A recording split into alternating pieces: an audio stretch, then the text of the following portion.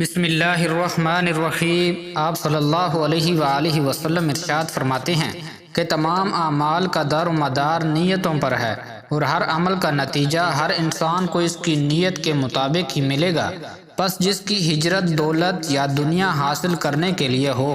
یا کسی عورت سے شادی کی غرض سے ہو، پس اس کی ہجرت انہی چیزوں کے لیے ہوگی جن کے حاصل کرنے کی نیت سے اس نے ہجرت کی ہوگی۔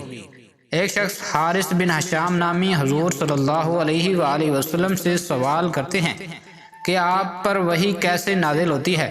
آپ صلی اللہ علیہ وآلہ وسلم نے ارشاد فرمایا کہ وحی نازل ہوتے وقت کبھی مجھ کو گھنٹی کی سی آواز محسوس ہوتی ہے، اور وحی کی یہ کیفیت مجھ پر بہت شاق گزرتی ہے۔ جب یہ کیفیت ختم ہوتی ہے تو میرے دل و دماغ پر اس فرشتے کے ذریعے نازل شدہ وحی محفوظ ہو جاتی ہے، اور کسی وقت ایسا ہوتا ہے کہ فرشتہ بشکل انسان میرے پاس آتا ہے